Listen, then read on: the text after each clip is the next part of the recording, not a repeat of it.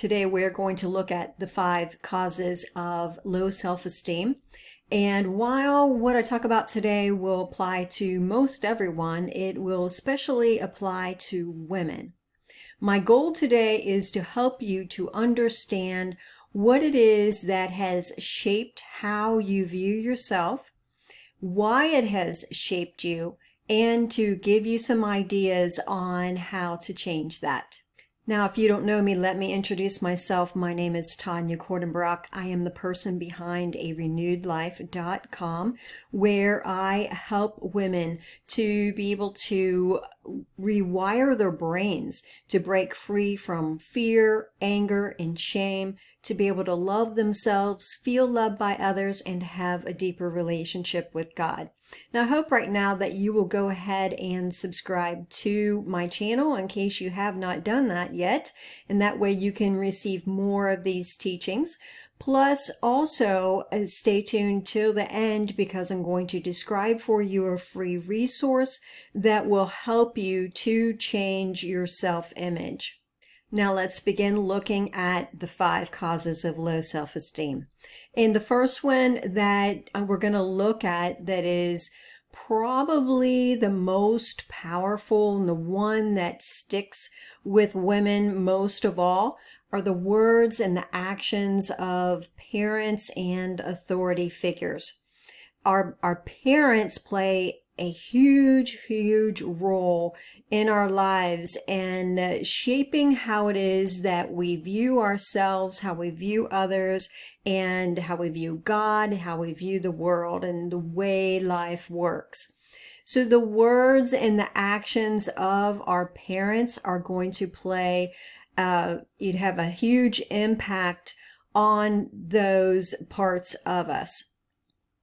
For instance, if you had a parent who was hypercritical all the time, then you will most likely have taken in the words of that parent to mean something about yourself, to mean specifically that something is wrong with you, that you are lazy, that you're ugly, that you're fat, that you're no good, that you won't ever succeed, kind of things like that.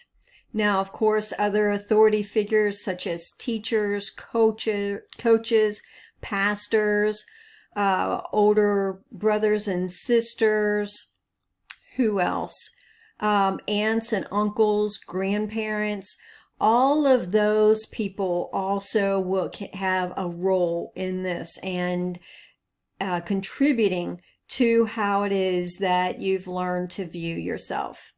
A second cause to low self-esteem that we're going to look at is husbands and infidelity.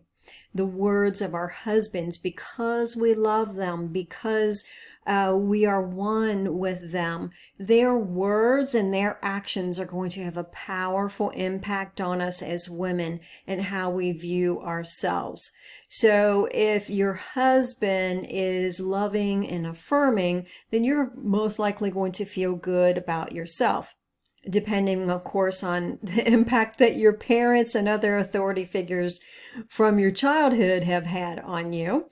But even if you did have a rough childhood, your husband's words can still be healing to you, and they can be damaging. This is especially true if your husband is at all abusive, if he's emotionally abusive, if he's physically abusive. All that's going to shape how you view yourself.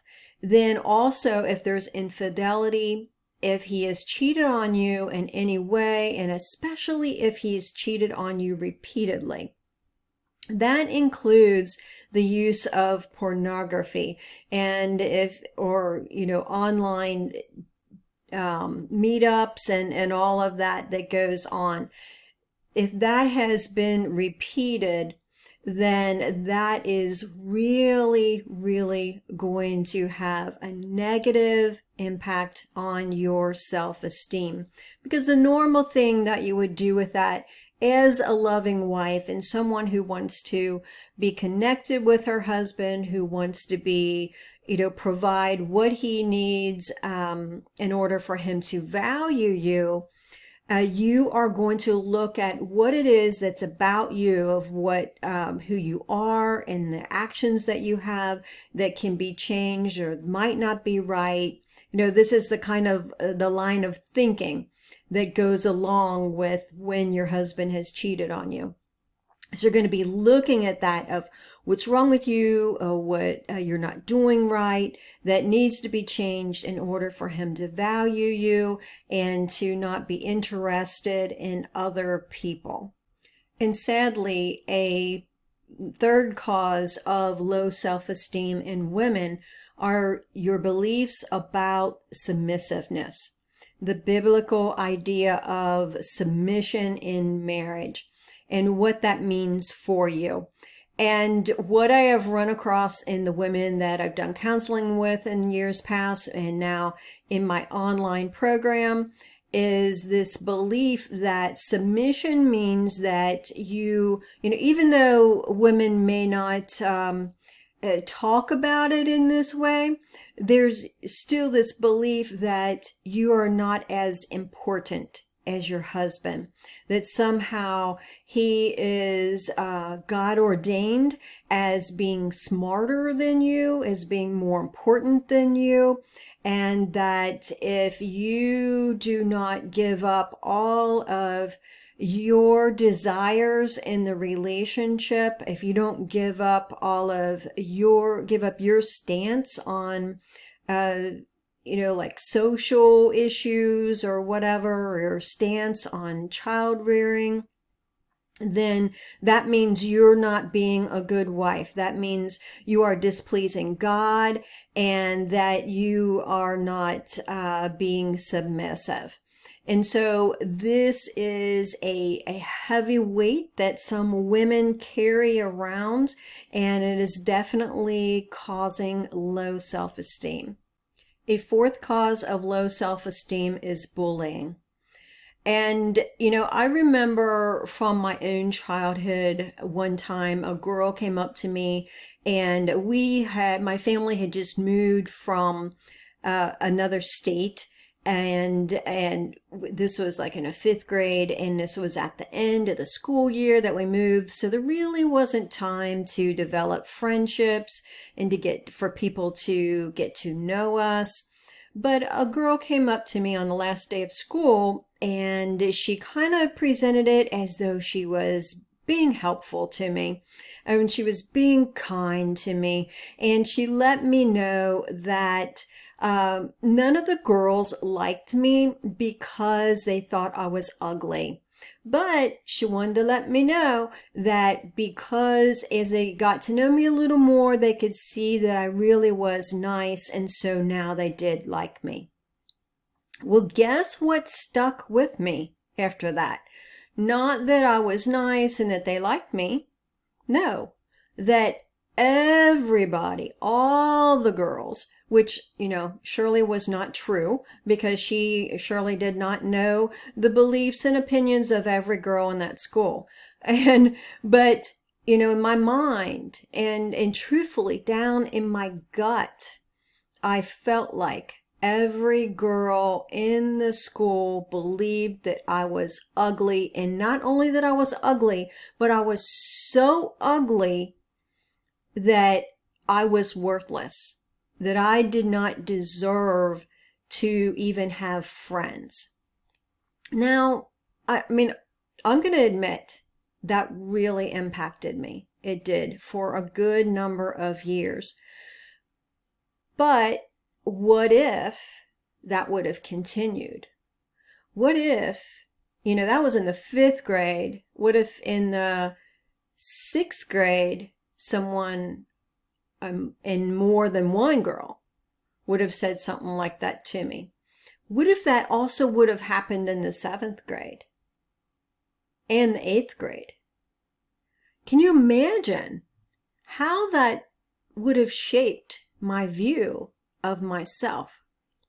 And so this is what bullying does. It causes you to take on a view of yourself that actually is in agreement with what others, what their words and what their actions are saying about you. And it is very heavy because it's like a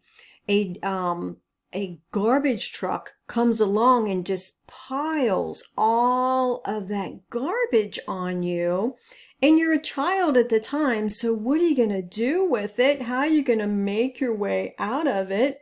And it's kind of like you just learn to live within the garbage, and you learn to believe that you are garbage, that something is wrong with you. Otherwise, why would you be living in all of this garbage that's been dumped on you?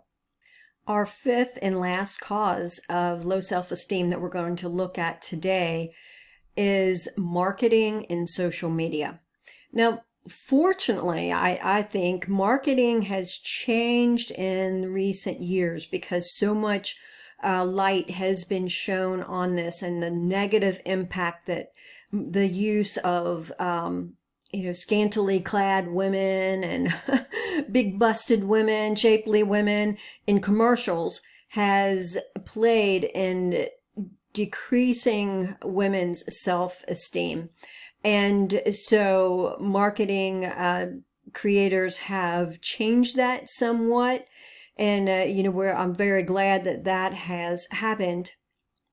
However, it is still out there, and it still impacts us in ways that we see, well, here's what an ideal woman looks like. Here is what a real woman looks like. And, unfortunately, as we know, but it still just doesn't reach our minds sometimes, we know that oftentimes these women, of course, the best of the best looking are chosen. And then also when they're in print, then they get, kind of painted over so that they look like they don't have any blemishes and they just look perfect. They become something that no woman especially could live up to. Even the woman who is in that advertisement, she cannot live up to the woman that she is portrayed as being. And social media is very similar to this in that what we tend to post about ourselves is the best of ourselves. And, we put things out there about, the vacations that we're going on, and look at this incredible thing that my child did. I'm so proud of them. Look, I'm getting married and this is incredible. Look, I just graduated with this degree and, this is incredible. What's going on with my business? We don't see the day-to-day pain that others are having. All we see are, the high points that people choose to put out there. And it creates like a facade. And it's a false facade because it kind of portrays them as having this perfect life with no problems. And so if there are so many people out there who can be having these wonderful, perfect lives that are so happy all the time, and they have so many reasons to be excited about life and to be enthusiastic, and I don't feel that way every day, and I hardly ever feel that way, then what's wrong with me? And so let me know, which of these 5 causes have played a role in your life in shaping your own self-esteem? Is it, what was the first one? Your parents and authority figures, your husband and your relationship with Him? How about what you've heard taught in the church about submission, what biblical submission is? How about bullies in your life? And then how is marketing and social media shaping you?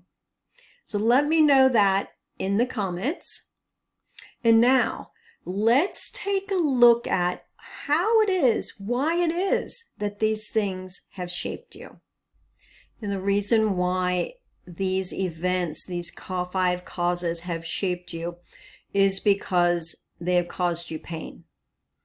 And when the emotional part of your brain picks up on pain, especially intense pain or repeated pain, then it's going to respond in a way that is going to help you to cope with that pain. Now, what it does is it creates a response, a pattern response of automatic thoughts, such as thoughts of, something is wrong with me, I'm going to get hurt, and it's all my fault. And then what that does is it impacts your body. There's a strong neural network that comes from the emotional part of your brain and goes down the back into your spine, down your neck and into your spine and throughout your body. So that when you feel that fear of rejection, when you feel hurt, it's going to kick in that automatic response pattern that's been developed from this pain from your past. It's going to kick it in. So these thoughts are automatically going to be generated. And then also your body is automatically going to respond. Most likely what has happened is you're going to hold your breath. So when you're encountering someone that looks, and the situation looks similar from a hurtful situation you had in the past, then the emotional part of your brain is going to pick up on cues that, oh, this is happening again. You're getting rejected. Someone's going to criticize you. And so those automatic thoughts are going to come that say, oh, there they are. They're recognizing how bad you are. They're recognizing what a bad wife you are, what a bad Christian you are, what a disgusting person you are. And, that part of your response could be that you kind of just pull in on yourself, when that shame comes upon you and you pull in on yourself, you slump. Your breathing slows down, or it could increase out of fear. A lot of times you will hold your breath, as I said. You may feel pain in your body also.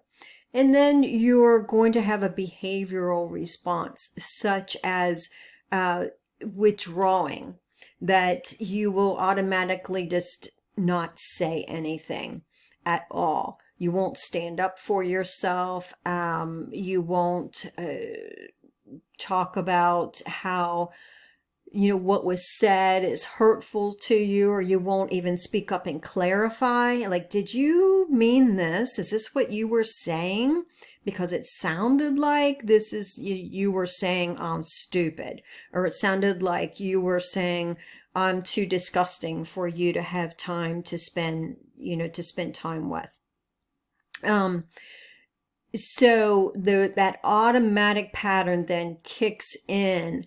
This is what it means when we say that those early hurts in your life have shaped you, because it's creating these neural pathways as they're a response pattern that is developed as a way of coping with the pain. Now that you know some causes of low self-esteem, you know about how these causes have shaped you to have this low self-esteem. Now let's look at what you can do about it. How can you get rid of low self-esteem? Well, what will have to be done is to change that response pattern that I talked about.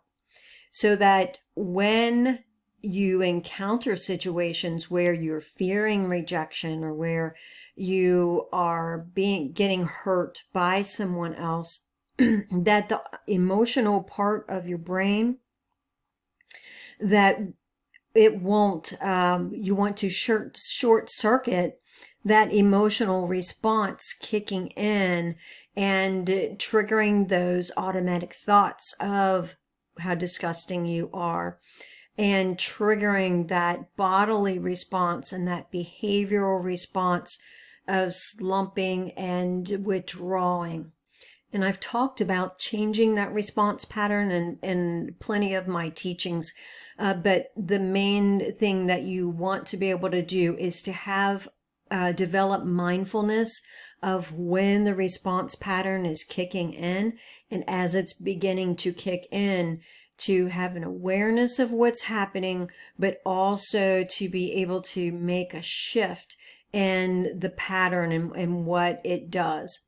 So one of the things that gaining mindfulness of the pattern as it's kicking in will do for you is it will allow you to see the situation differently.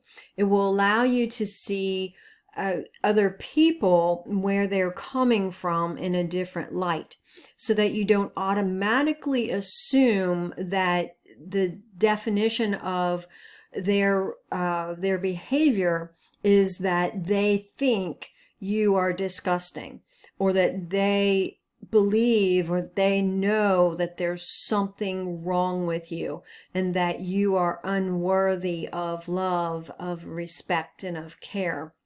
Now, instead, what you'll be able to see is that the place that they are coming from could just be about them and what's going on with them.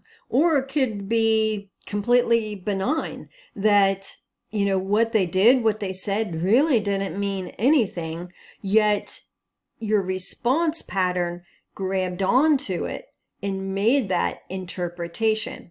Now, as you gain mindfulness of the response pattern kicking in, you're aware of, oh, here it is. It's showing up right now in this situation.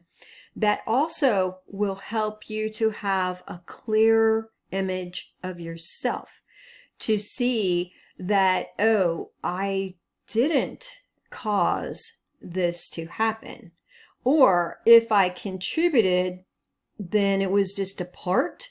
It was a small contribution. It wasn't the whole of what is going on, so that if this person is indeed upset with me, it's not wholly about me and what I did. And it certainly is not because I am an unworthy person, or I am a disgusting person, or that I'm completely stupid, or something like that. Yet it could just mean I made a mistake, or that, yeah, I was kind of selfish when I said that, but it's not the whole of who I am. Shame and this low self-esteem response, instead, it defines you as being this is the whole of who you are. Now, as you change your response pattern, then you can begin to see it is not the whole of who you are, if it's true at all, these statements of what you say about yourself. So today we have looked at 5 causes to low self-esteem, and we've also looked at why those causes have shaped you to have low self-esteem. It's shaped you by creating that response pattern that was a coping mechanism for you to be able to cope with the pain that other people's words and behaviors caused you. And in order to change your low self-esteem, to be able to have a good self-image, then what you have to do is you have to change that response pattern by becoming aware of it in the moment, and also making some small changes to it, and paying attention to then how it gives you space to be able to see more of what is going on. I hope that you found this helpful. And if you did, then please give me a thumbs up as usual. And then also let me know for yourself, like what does your response pattern look like? You have any idea? Just think about it for a moment and think about when you're fearing that hurt or that rejection. What kind of comes into your mind? What are those automatic thoughts that arise? And then what happens to your posture and your breathing? What happens to you behaviorally? Do you pull back? Do you shut down? Do you maybe get more aggressive and try to defend yourself? That's another option of what could happen. So let me know in the comments about that. And also, I do recall that I told you that I have a free resource for you. And if you haven't tried this out yet, I hope that you'll try it out today. It is a way to change your self-image, to change that pattern, that response pattern, by using scriptural verses. It's not just about memorizing verses and telling yourself to believe it, but more has to go into that process. And this giveaway that I have for you, this gift, will teach you some more of how to do that. So I hope that you will sign up for that today, and I will put a link to it below.